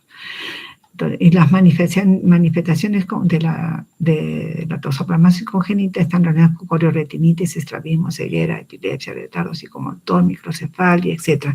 Y acá vamos a ver nosotros algunas diapositivas. Y ven ustedes que la tríada clásica de la toxoplasmosis congénita es corioretinitis, calcificaciones intracraneales e hidrocefalia. Le presento esto porque a veces estas calcificaciones son hallazgos en pacientes que están asintomáticos y en poca cantidad, incluso adultos y que nunca han tenido mayor problema. Pero cuando ha habido toxoplasmosis congénita sintomática, vamos a encontrar hidrocefalia también, ¿no? Y hay que hacer diagnóstico diferencial en esas enfermedades, infecciones del embarazo del feto, que están asociadas a herpes, citomegalovirus, zika, rubiola, listeria, eritroplastosis fetal, sepsis, etc., ¿no? El diagnóstico es laboratorial y muchas veces las alteraciones por toxoplasma son leves, subclínicas y se evidencian años después, a los 30, 40 años, y generalmente afectan los ojos, la uveitis lateral. Para el diagnóstico, en realidad, la utilidad de los métodos Leonard que va a estar determinado por el cuadro clínico y para qué lo necesitamos, ¿no? Para el diagnóstico de qué lo necesitamos y qué forma clínica estamos enfrentando. Vamos a saber qué pruebas utilizar. Y ahí les menciono algunas, por ejemplo, las pruebas inmunológicas para detección de anticuerpos, la demostración de taquizoitos, obviamente se puede hacer en tejidos o líquidos parecido a lo que hicimos en Chagas. Las pruebas de avidez, esto es muy importante, gestantes en las que tenemos dudas si la infección ha sido antes o durante el embarazo, el primer trimestre, se pueden hacer las pruebas de avidez de inmunoglobulina G, que nos permiten diferenciar infección reciente y antigua, PCR, diagnóstico histológico, el aislamiento de toxoplasma en líquidos corporales, con pruebas, ¿no? Métodos radiológicos, en fin, y estudio de líquidos cefalorraquídeos, como hemos mencionado. El tratamiento, tanto para la toxoplasmosis en inmunocompetente como en el paciente con VIH, los medicamentos que se utilizan en diferentes combinaciones son los mismos y realmente va a depender mucho de la accesibilidad a ellos. Por ejemplo, pirimetamina tenemos, pero para el uso de malaria y de manera limitada.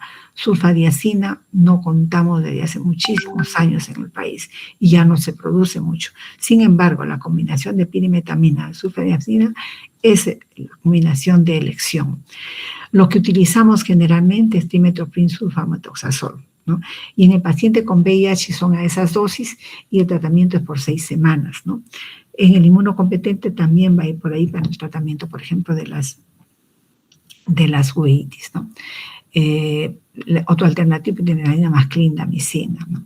En el paciente con VIH, una vez que hemos terminado el tratamiento de la fase aguda, hay que pasar a una profilaxis secundaria o terapia de mantenimiento, que es el mismo cotrimoxazol, una tableta cada 24 horas, que es lo que generalmente utilizamos. El cotrimoxazol tanto para la fase aguda como para la fase de profilaxis secundaria. El tratamiento se va a suspender, obviamente, cuando el paciente tenga un CD4 mayor de 200. En este caso, el tratamiento antirretroviral hay que empezarlo. Se puede empezar concomitantemente con el tratamiento para VIH.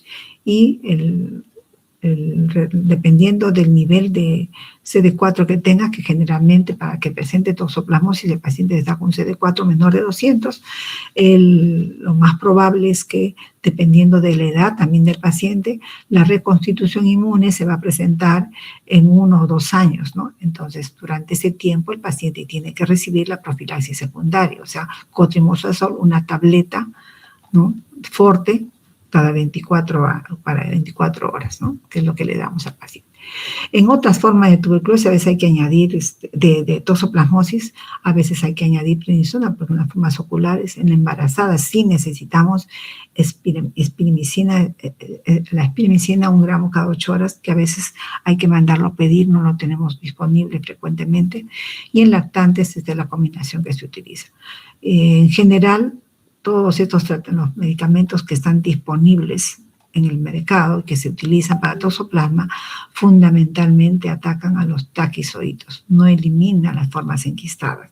Y ese es un problema, por eso es que la curación es del 100%. Controlamos la enfermedad.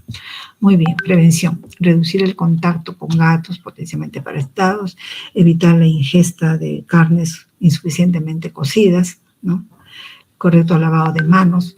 También las verduras, pueden estar con las verduras, las hortalizas, esas que se coman crudas, pueden estar contaminadas con ese de gato. Entonces, el lavado correcto de los alimentos, de la manipulación de los mismos antes de ingerirlos, ¿no?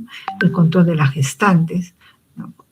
Se recomienda, pues, por eso a las gestantes alejarlos de los gatos durante el embarazo, la serología previa, serología de control, ¿no?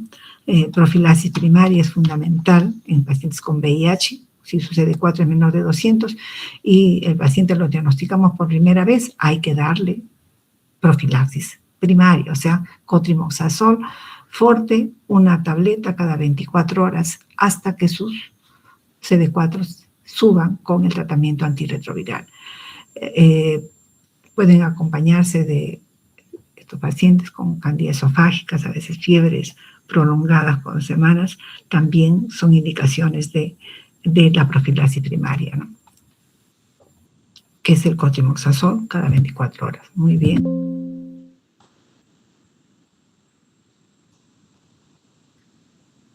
¿Qué pasó acá? Mantener. Ya. Por último, vamos a ver el último. No sé cómo estamos con la hora. Estamos dentro de la hora. Tengo exactamente 20 minutos para este último tema. Muy bien. Entonces, tenemos ahorita vamos a ver un poco hablar un poco sobre el virus linfotrópico de las células T. Vamos a poner presentación completa.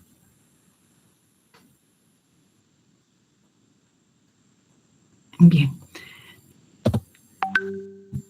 Bueno, los virus linfotrópicos humanos de las células T pertenecen a la familia de los retrovirus. En este caso se conocían como oncovirus. Ustedes saben que el VIH también es un retrovirus, pero pertenece al género de los lentivirus. Este es ahora ya no se les llama a los HTLV 1 y 2, no se les llama oncovirus, sino pertenecen al género de los deltavirus, como vamos a ver, y el VIH a los lentivirus, que son lentos, pues, pero más lento es el VIH, en fin. Incluye estos retrovirus que son los deltavirus o oncovirus porque están relacionados con muchos cánceres, incluyen dos especies, ¿no? El virus linfotrópico humano de células T tipo 1 y el virus linfotrópico humano de células T tipo 2. Al que nos vamos a referir casi en toda la presentación prácticamente es al HTLV1, al linfotrópico tipo 1, porque es el que produce prácticamente todas las manifestaciones, el que produce infección crónica en humanos, ¿no? Y tiene un amplio espectro clínico que vamos a revisar y puede causar enfermedades proliferativas como el cáncer, inflamatorias que vamos a revisar y inmunosupresoras, infecciones oportunistas. Y este ha sido el primer retrovirus identificado en humanos. Antes de esto, era un virus que producía cáncer en monos, ¿no? Y en monos, básicamente. Está muy relacionado en su morfología con el virus de la inmunodeficiencia del simio y también el VIH, como ven ustedes, porque pertenecen a la misma familia. El linfotrópico tipo 2, que también se identificó 2 años después, el 82, rara vez se asocia a enfermedad. Eventualmente puede producir alguna de las patologías semejantes al HTLV1, ¿no? Y es menos prevalente que el HTLV1. Por eso nos vamos a referir casi toda la presentación al HTLV1. Dado que existe en realidad no existe hasta la fecha un tratamiento eficaz para en general los HTLV, ¿no? Y las estrategias, van a ver ustedes en adelante, que se centran fundamentalmente en el diagnóstico precoz y en la prevención de la infección. Ahí lo tienen al virus, es muy parecido al virus del VIH, es un virus RNA, ¿no? Monocateriano, tiene una envoltura, ¿no? Lipídica, una nucleocapside, también una transcriptasa reversa, igual que el VIH, ¿no? Ven ustedes que también proteínas de envoltura, proteínas de capside, en fin, y genes que manejan las proteasas, en fin. Estructuralmente muy parecido al virus del VIH y al virus linfotrópico de los simios, ¿no? Pero a diferencia del VIH es un virus muy estable genéticamente y eso se explica porque tiene una forma de amplificación, o sea, de multiplicación, de expansión clonal entre células infectadas, o sea, transmisión de célula a célula, ¿no? Eso es lo que lo hace diferente y más estable que el virus del VIH que muta tanto. Desde el punto de vista epidemiológico, entre 5 a 10 millones de personas están infectadas en el mundo. Ahí en el mapa ven ustedes las áreas endémicas, ¿no? Y entre 2 al 10% de la población sana adulta está infectada, ¿no? Con HTLV1. Los países más endémicos y donde se ha hecho investigación y muchas intervenciones es el Japón. Por aquí lo tienen, pero el Japón. También África, Australia, Sudamérica, el Caribe, hay países que están infectados. En Sudamérica, importante, Brasil, Colombia y también tiene un poco Bolivia, ¿no? En el Perú predomina, sin embargo, esta infección no solamente en Perú, pero en Perú no, el doctor Gotuso ha hecho ha trabajado mucho en este tema después de Bruselas, muchos años, y ha hecho investigaciones conjuntas donde justo se ha encontrado que las poblaciones de alto riesgo de enfermedad de transmisión sexual hay que buscar VIH, pero también en poblaciones rurales andinas como el Cusco, Ayacucho, ¿no? Se han encontrado alta incidencia de esta infección y también en ascendentes de raza negra y también en los ascendentes de japoneses que llegaron al país en las primeras generaciones más alto en los últimos años, en todas estas han disminuido, ¿no? La incidencia es mayor en varones que en mujeres, ¿no? Ya lo hemos mencionado, y la transmisión se produce por contacto de células infectadas, célula, presentes en sangre, semen, líquido vaginal y la leche materna. Esto último lo hubiera puesto en rojo, leche materna. Subrayelo y pónganlo en rojo, porque es la forma de transmisión más frecuente, la más importante, ¿no? Entonces, la forma de transmisión son la transmisión perinatal, o sea, y aquí no la infección intrauterina, o sea, la transmisión de la madre a feto es más bien infrecuente. La forma de transmisión más frecuente de transmisión es la lactancia materna, y es la más importante y es donde actualmente justamente es una de las razones por las cuales los investigadores a nivel mundial de los países endémicos están insistiendo, y me parece que ya ha respondido la OMS el año pasado, hace un par de años, para incluirnos, aunque todavía no está incluido en la última listado de enfermedades desatendidas, ¿no? Para fortalecer la inversión, o sea, que hayan recursos económicos para investigación en este campo, ¿no? Y también para intervención. La transmisión sexual es también importante, por eso es que hay que tenerlo en cuenta como parte de las enfermedades de transmisión sexual, igual que el VIH y las otras que conocemos. La transmisión de transmisión sexual de hombre a mujer es más eficiente, ¿no? Posiblemente por el semen y porque el tema. Es lo que han demostrado los estudios. La transmisión de sangre y también el intercambio de agujas. Y esto último no lo vemos mucho en Perú porque no tenemos el uso de drogas por vía endovenosa, aunque últimamente creo esto está teniendo algunos cambios. Estas son algunas investigaciones, conclusiones de investigaciones en Perú. Por ejemplo, en la lactancia materna es muy importante tener en cuenta el tiempo, cuanto mayor es el tiempo que lacta el niño a una madre que está infectada, mayor es la probabilidad de infección en el niño, en el recién nacido, ¿no? Por ejemplo, si la lactancia es menor de 6 meses, la probabilidad es del 4%. Pero si la lactancia materna dura de 6 a 12 meses, hasta el 19% de niños se pueden infectar. Y si es mayor de 12 meses, a veces por necesidades hacen hasta más tiempo, es hasta cerca del 40%.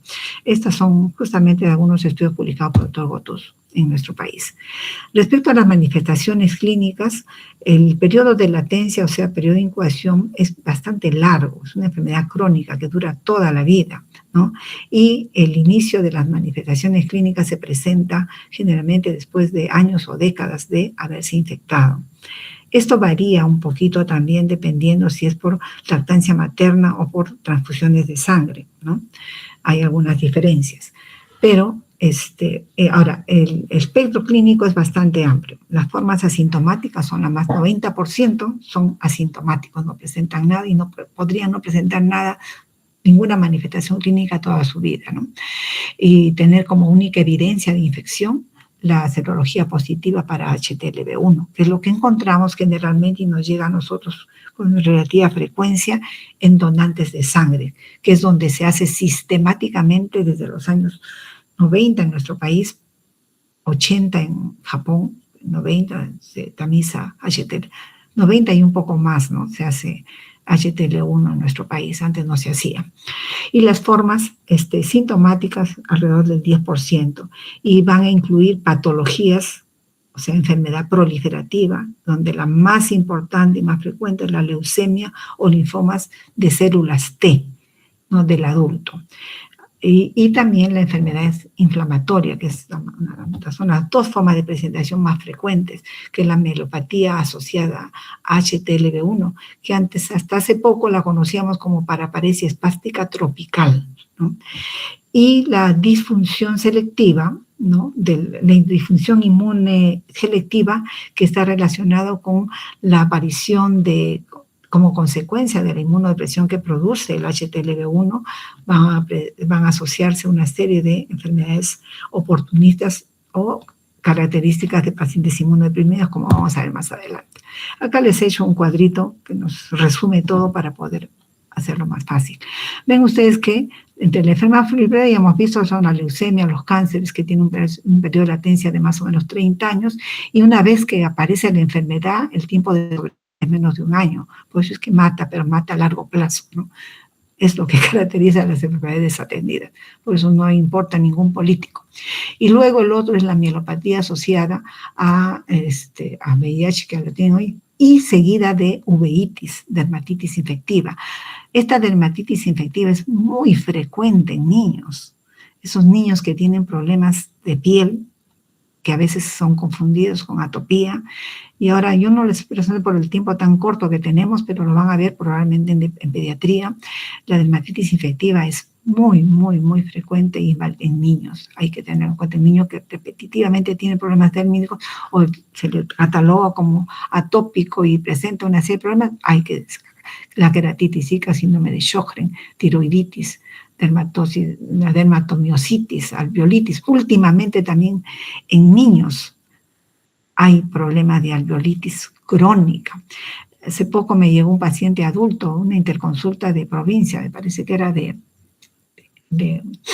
Amazonas, me parece, porque también hago telesalud y consulta con un paciente que estaba en la UCI por un problema ya de complicación de bronquiectasias. Tenía HTLV1 y le encontraron HTLV1, pero este paciente tenía una alveolitis por un problema intersticial y de alveolitis crónica desde la infancia, que lo llevó pues a sus 30 años a la UCI, ¿no? Por infección de bronquiectasias. Entonces lo vemos en niños también, ¿no? Bastante, alveolitis y esto. También entre las enfermedades que afectan a los pacientes inmunocompetentes, inmunodeprimidos, tenemos la estrongiloidiasis sistémica, ¿no? Que es muy frecuente en pacientes que presentan estrongiloidiasis sistémica, estrongiloidiasis diseminada, hay que descartar HTLV1. También la escabiosis, la rasca-rasca, pero en este caso es una sarna que se conoce como sarna costrosa, sarna no reconocer alguna, la Mycobacterium tuberculosis, Mycobacterium leprae, VIH, hepatitis B. Creo que le tengo unas diapositivas sobre esto. Y aquí no olvidarse que como todas estas enfermedades que afectan a personas pobres, hay exclusión social, el estigma y la discriminación es muy importante.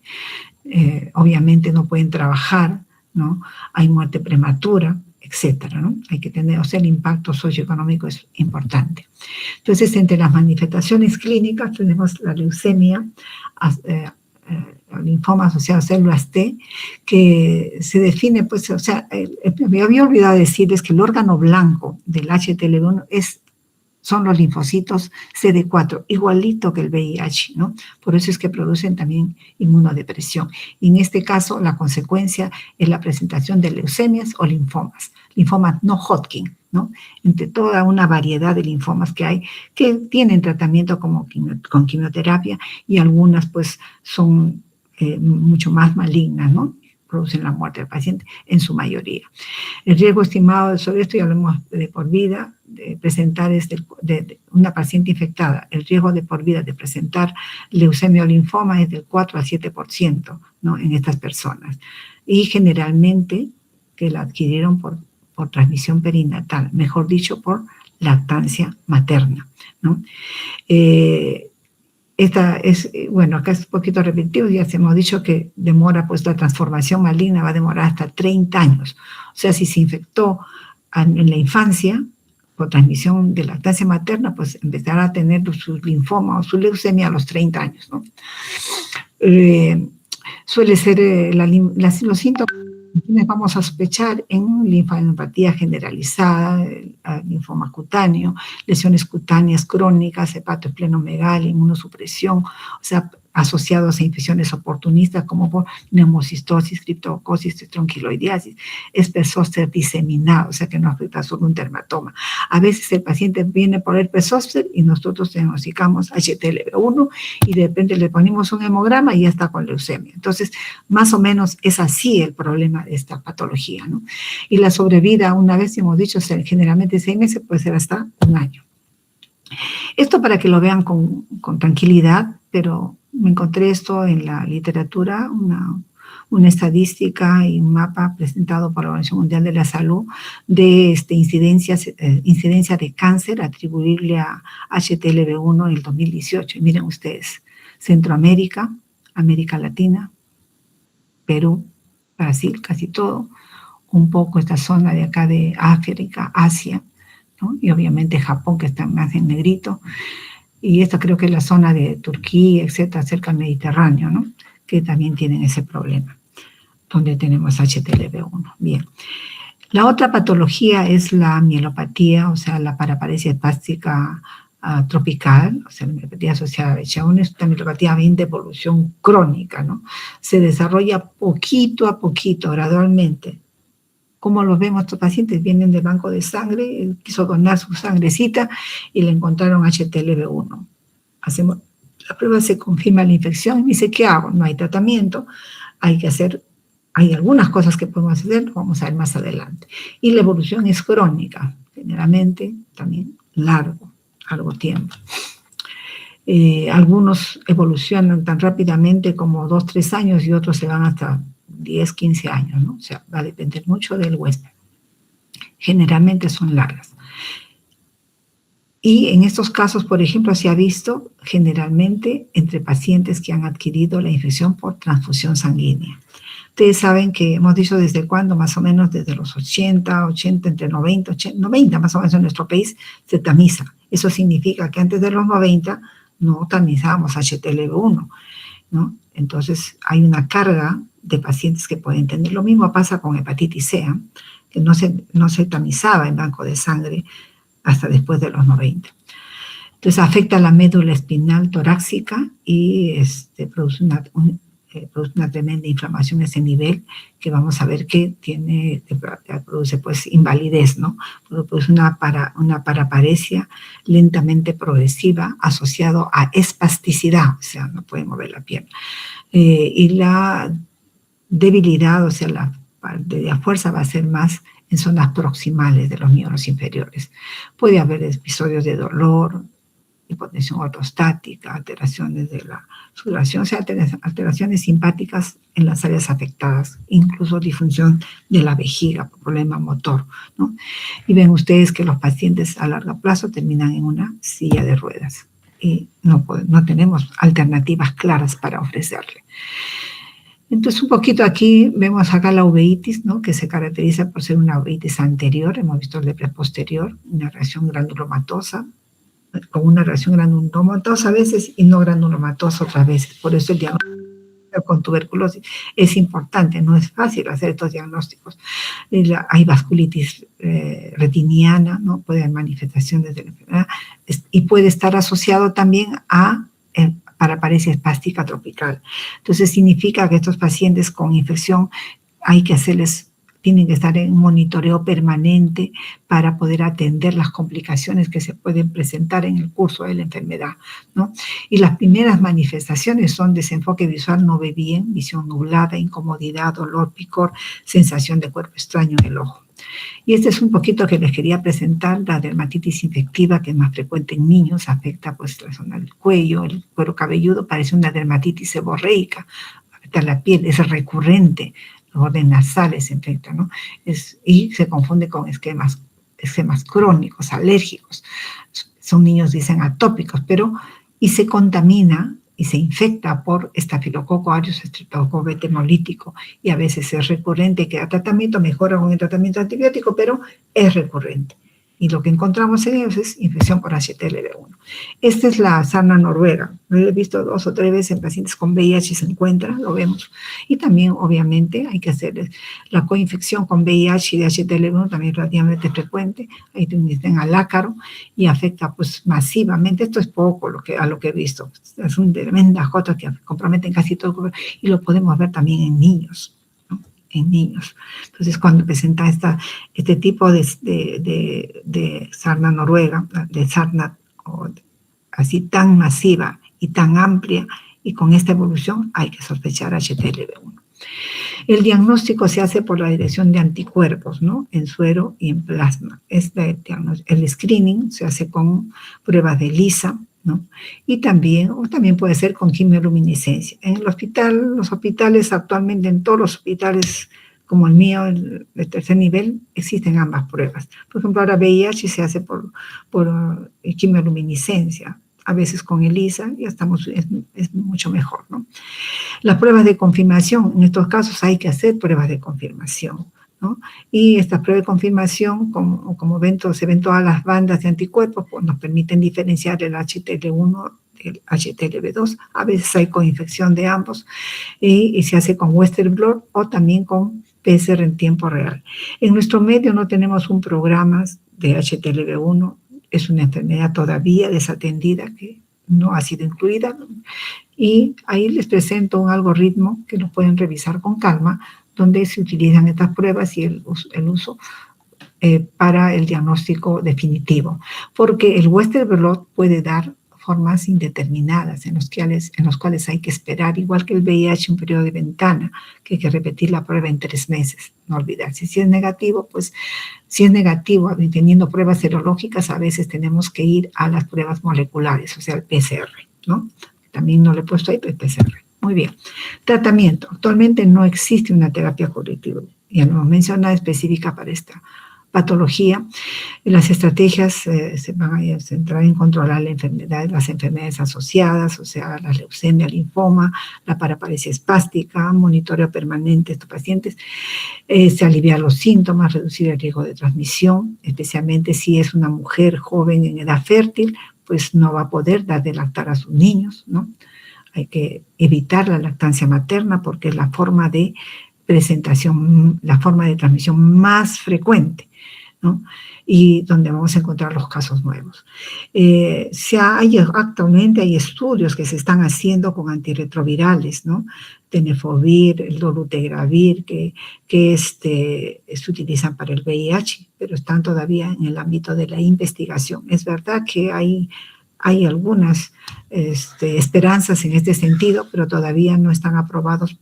Su uso no está aprobado para HTLV1.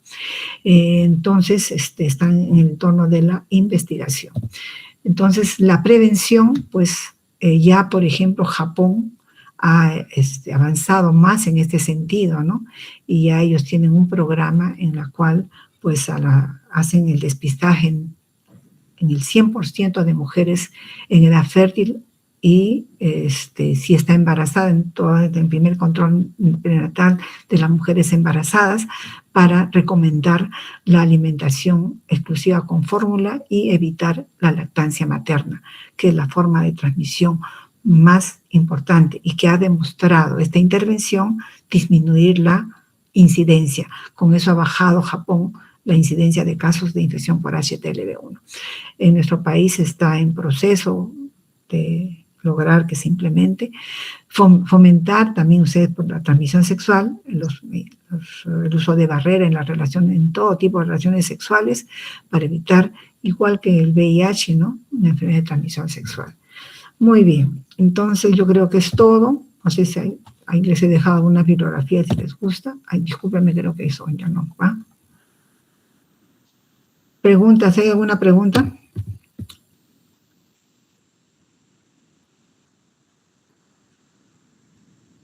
¿Hay preguntas? No, doctora, al parecer no hay pregunta. Oye, cuando no preguntan es porque no entendieron nada, se durmieron toda la clase o no me entendieron nada. Bueno, si no hay preguntas, nos vemos. Yo preguntaré para el examen. Nos vemos. Hasta luego.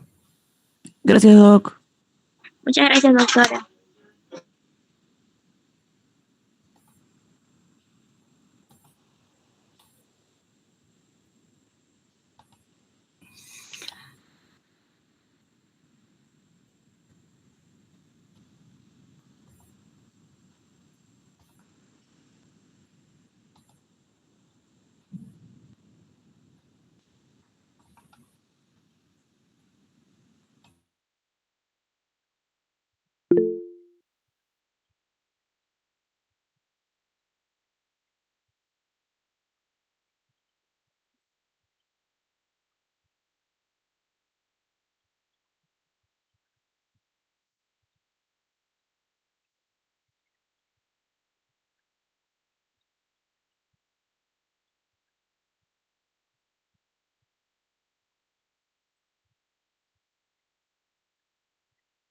Chicos, les hicimos...